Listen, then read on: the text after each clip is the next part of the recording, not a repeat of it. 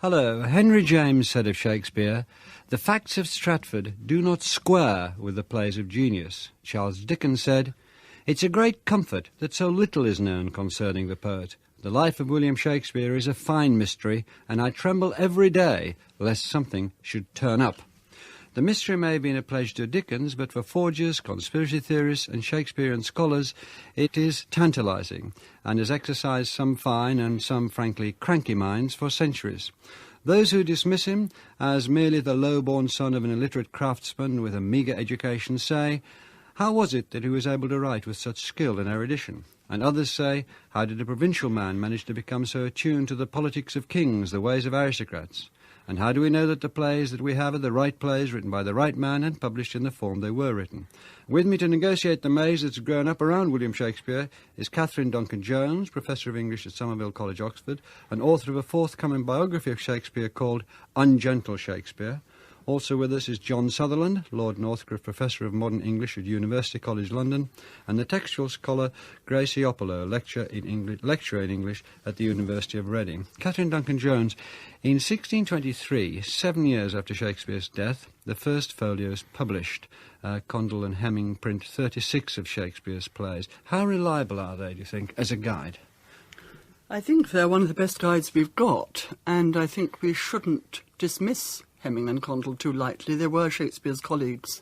John Hemming, in particular, like Shakespeare, came from the Midlands, like Shakespeare, didn't go to university, was another of these West Midlanders of enormous talent, enormous tenacity, and I think there's every reason to think he took great trouble over assembling Shakespeare's texts. Had any of the plays been printed before? This is called the first folio, implies they hadn't been printed at all before, and this is, as we said, 7 years after his death. It's the first folio because it's the first folio edition, and in fact 18 of them in the folio had never been printed before, and I think we should be extraordinarily grateful to Hemming and Condell that we have such plays as Macbeth and As You Like It. Many of the ones that had not been printed before are major plays, and it's astonishing to think that but for the labours of Shakespeare's devoted colleagues and fellow actors in collecting and editing these plays and doing a very, very complicated deal with the printers and publishers, possibly at some expense to themselves, that we do have, say, Macbeth, which we might have lost altogether. There are 3 more folios or quartos published before 1685. Do they get better or worse as time goes on?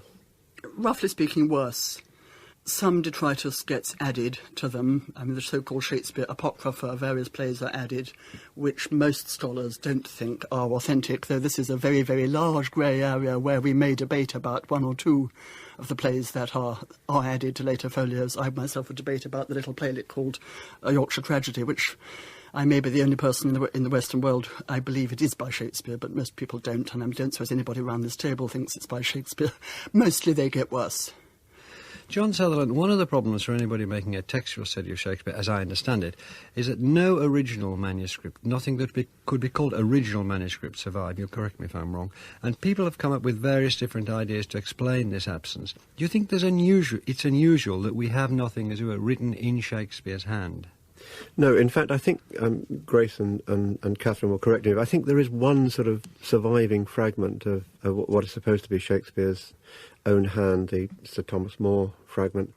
But you're quite right. I mean, talking about Shakespeare's text is really a bit like the kind of search for extraterrestrial life. I mean, it's fascinating, but one's not sure at the end of the day whether it's worth the huge investments which are being made in academic time and energy. That's to say, the big discussion at the moment, or the big quarrel at the moment, is between what might be called the disintegrationists and the integrationists. Those, in fact, who think we should revere what fragmentary evidence we have. So we have 3 or 4 King Lears, for instance, any of which has kind of authority, or whether or not we should use rules of thumb and sort of simplify the whole thing, and in a sense, perhaps even go the whole way as they did in the 18th century and improve Shakespeare. That's to say, put sort of little improving sort of links in where, in fact, there are now lacunae or gaps. This, in fact, goes on all the time in Shakespeare studies, and there's this kind of expanding, sort of contracting universe thing about whether we put Shakespeare back together or whether, to some extent, we actually sort of look at the separate relics and parts of textual material that descend to it. I mean, it's quite fascinating in the long term, but if you're in the middle of this quarrel, of course, it's sort of it's something else, as my 2 colleagues are today. Grace Ioppolo, let's go back to these manuscripts. The earlier copies, I understand, were known as foul copies, F-O-W-L, is that right? Foul copies. What were these? Can you explain what these were first? Well, we have two uses of the word foul, spelled F-O-W-L-E at the time, but meaning foul, F-O-U-L. That is, the first draft an author wrote of a manuscript, of a new text, were considered not finished, therefore foul, not in dirty, but unfinished. Usually a dramatist would then rewrite himself or pay a scribe to write what we call a fair copy. But I want to take issue a bit with what John said, because we do have numerous surviving manuscripts of this period from other authors. In fact, these are the kinds of things I work on regularly. However, most of the manuscripts we have that survive from other dramatists date from about 1620 and forward. And my supposition is there were various things happening in the period which demanded extra copies of manuscripts after about 1622, largely to do with a censor. So therefore, we don't have a lot of extant manuscripts before this period.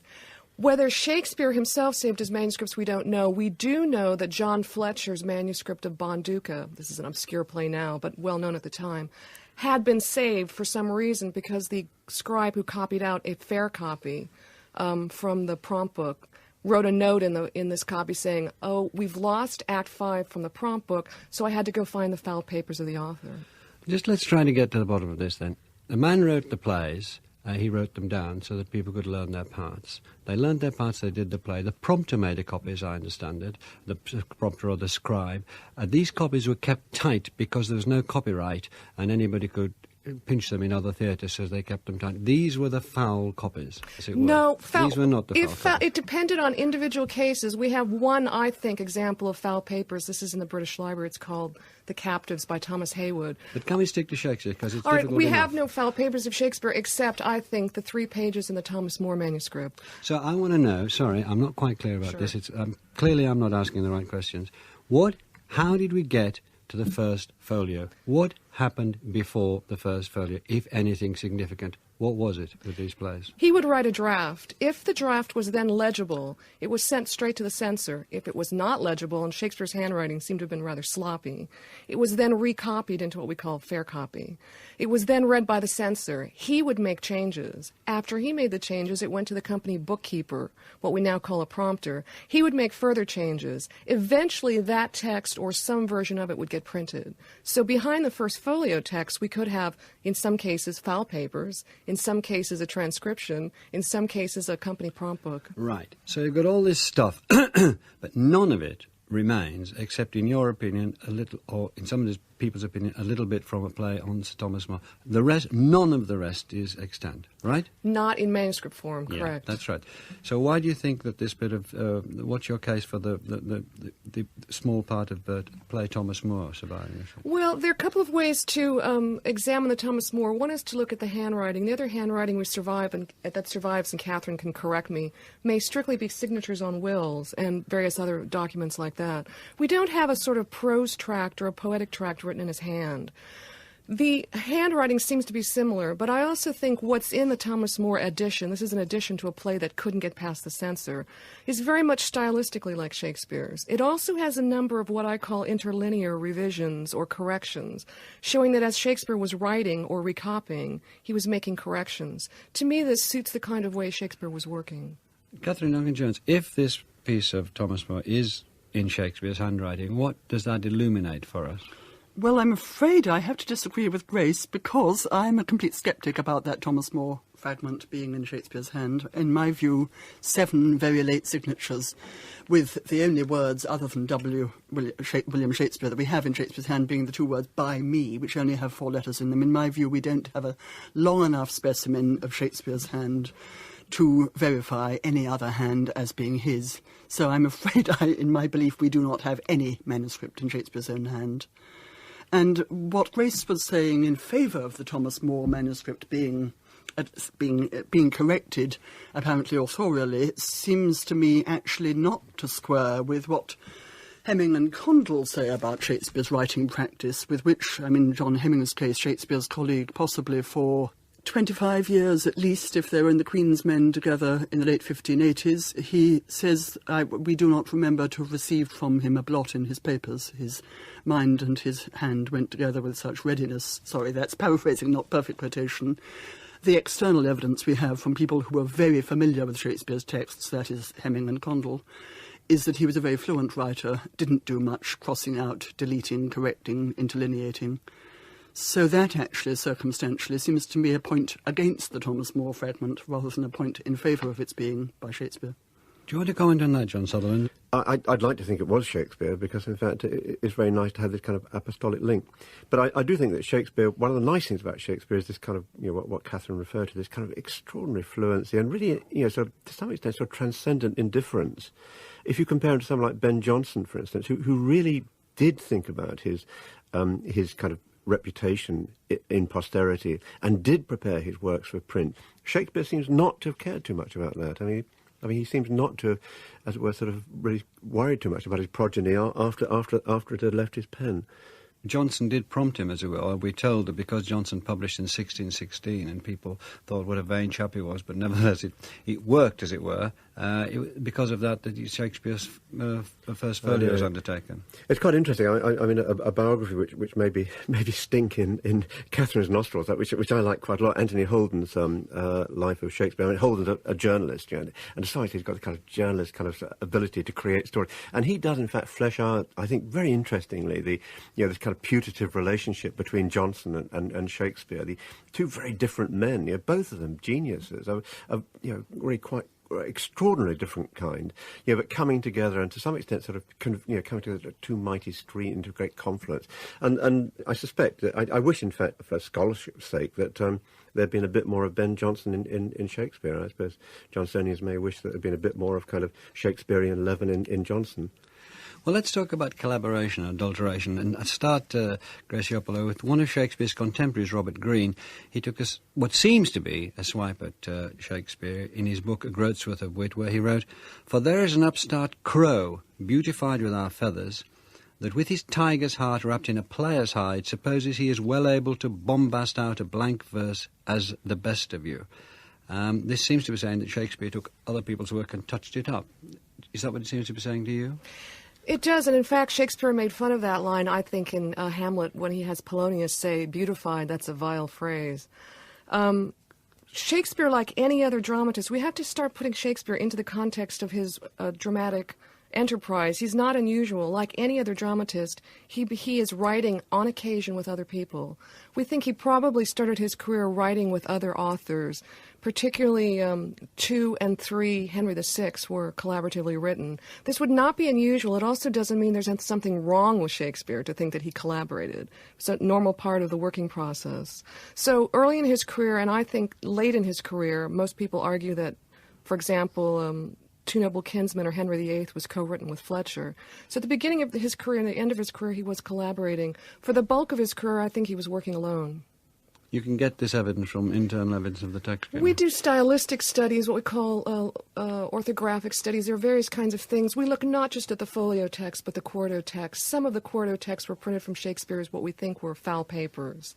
So we can look at the way Shakespeare wrote, how he spelled, for example, what kind of words he preferred to use, and then we can look for this kind of evidence in other texts. I'm intrigued by the use of the word crow. If there's an upstart crow, what does that mean for you? Can you decode that? It means he's a base bird. Right. I mean, just one, I'm afraid, very pedantic academic thing. Whoever wrote that attack, it was not, I think, Robert Greene, who was deeply dead by this date.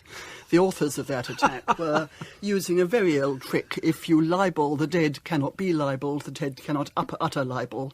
If a very prolific author dies, it's extremely convenient then to write something as if in his voice found in his study. No, he can't be brought to account because he's well dead and buried. I think it was Thomas Nash who wrote that attack, who was a graduate playwright and possibly had a hand in one Henry VI with Shakespeare. Shakespeare's posthumously drawn some perhaps rather unwanted collaborators. Why did people like Dryden in the 18th century feel that Shakespeare needed rewriting, John Sutherland? Well, I think for the same reason that Tom Stoppard writes Shakespeare in Love, that in fact, great genius is attracted to great genius. Actually, I've got a great sympathy for improved Shakespeare, so-called, and I think All for Love. But in Shakespeare in Love, Stoppard isn't rewriting Shakespeare. He's writing a film about the life of Shakespeare. He's writing a life of our times. I mean, his Shakespeare is very different. His take on the idea Shakespeare's world is very different from that of, say, Olivier's. But he isn't rewriting a play, John. Well, it depends. One of the experiences which, in fact, I suppose, sort of determined my later career was seeing Olivier's Hamlet. Now, if you look at the text of Olivier's Hamlet, it is brutally cut about. Yeah, Not only that, it is this superimposed, this is the story of a man who could not make up his mind. It's a terrific sort of, as it were, sort of improvement, maybe the wrong word, but there is, in fact, a kind of almost vandalistic sort of interference with, what one might think of as the sanctity of the Shakespearean text. I don't resent that at all. I think Olivier did in fact our culture a huge favour by taking the great risk of putting Hamlet into a cinema which was at that time a kind of popular place of entertainment. But Shakespeare's text wasn't even sanctified in his own time. We know that the plays took about 2 hours to perform, if we can trust Shakespeare, for example, in Romeo and Juliet.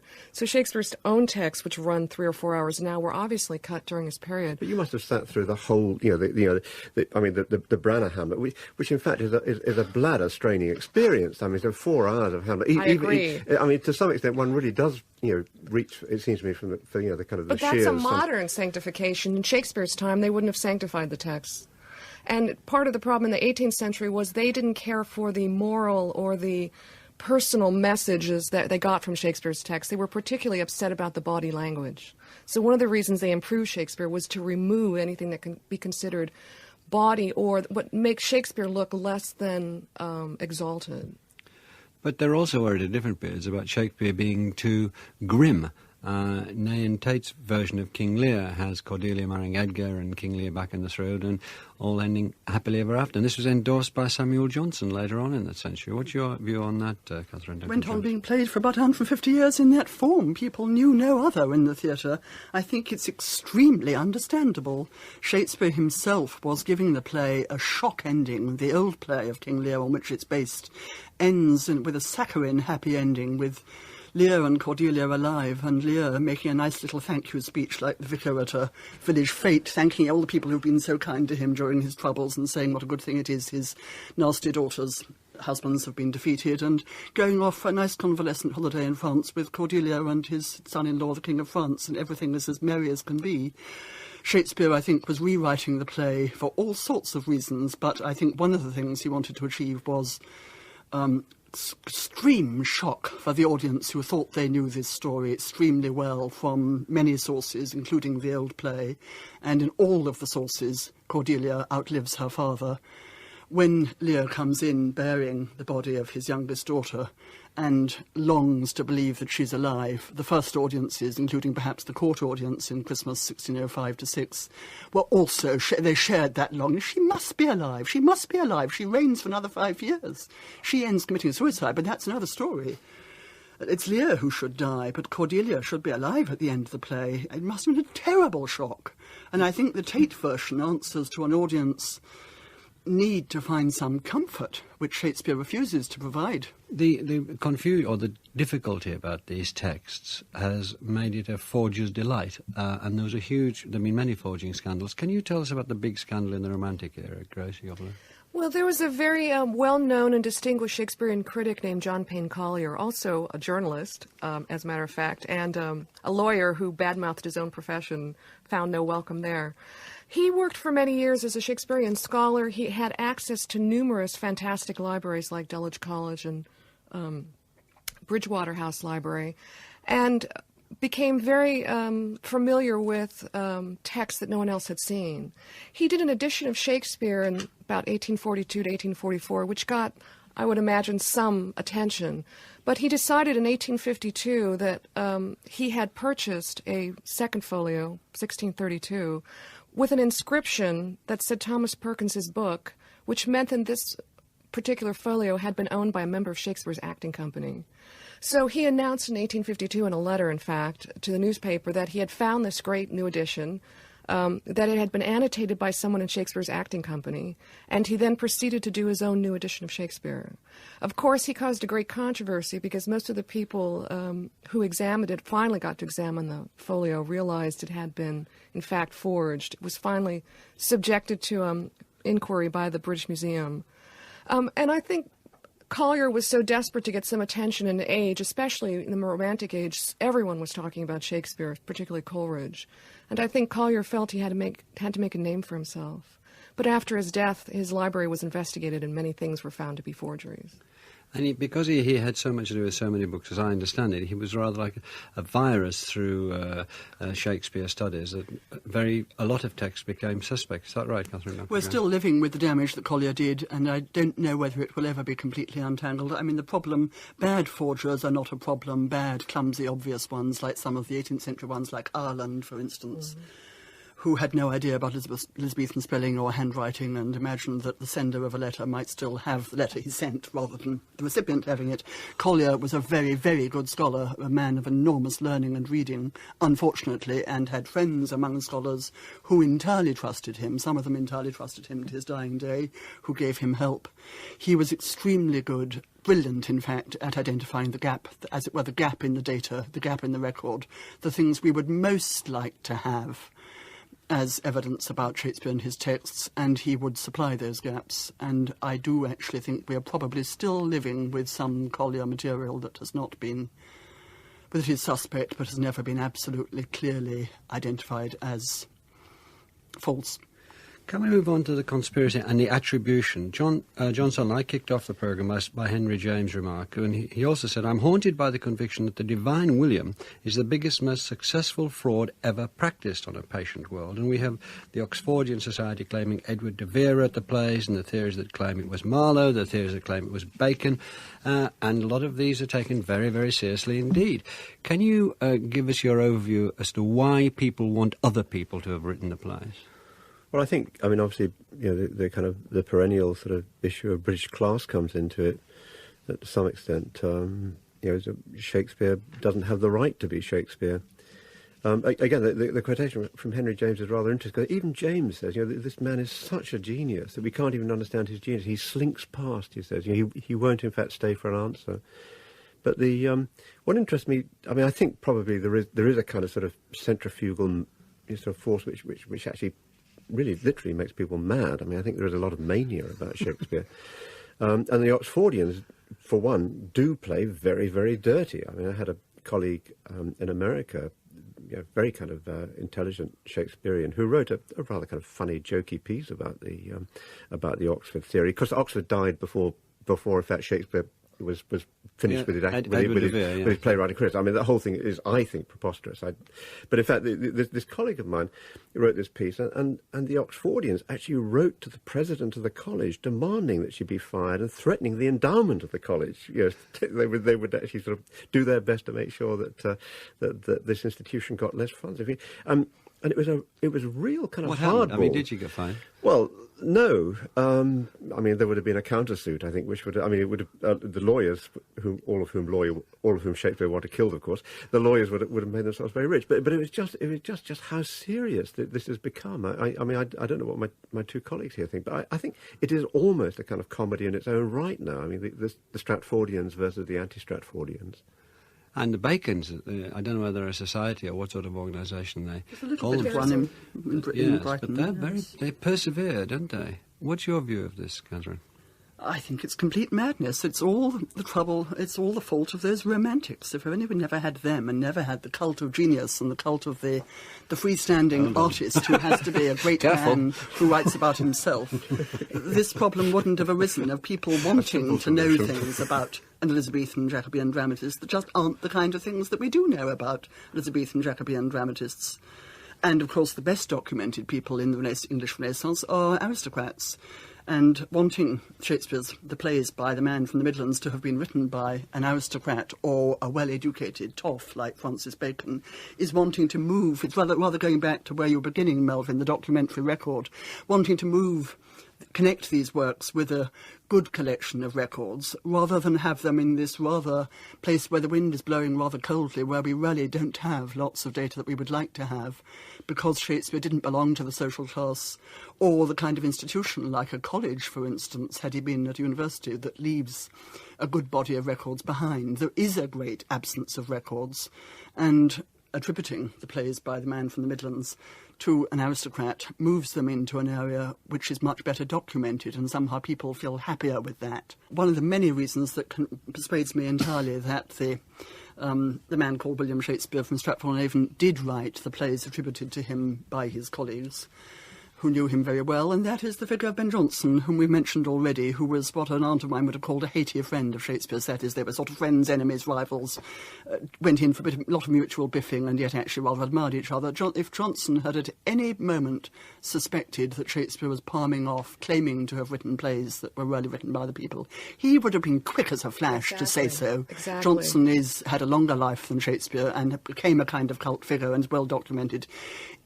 In his cups, he would certainly have said, and by the way, he never wrote Hamlet. One of these aristocrats that I know wrote it. Jonson would have been very quick to allege that if there was even a rumour around in the world that Jonson and Shakespeare inhabited, he never said, no contemporary of Shakespeare's ever alleged that the man from the Midlands did not write the works that he's alleged to have written, and I really think that, for me, that resolves all doubt. Does this come out, and does this stem somehow from another point that you make, John Sutherland, which is that Shakespeare was very much a professional man of the theatre? You say the first person to make his living from his pen, the first literary figure to make his living from his pen, and that very professionalism, that going about it, running the theatre, acting as wanting the money, keeping on acting because that's where the money was, and so on and so forth, that this was rather distasteful. But I think so, and I think probably that's part. I mean, it seems to me extraordinary that a figure like Coleridge probably never saw a production of King Lear. Am I right? Mm. I mean, when you think that this is our major sort of, this is the man who said, I have a smack of Hamlet in me, the man that, gave us the phrase motiveless malignity. Probably, with Jonson, one of the greatest Shakespeare critics, and he never saw the great works on stage. And it seems to me that's where the energy should go. That's what the Shakespeare industry should be working on to some extent. But this business of the two Shakespeares, the Shakespeare on the page and Shakespeare on the screen and stage, is that the Shakespeare on the screen and stage seems to be thriving.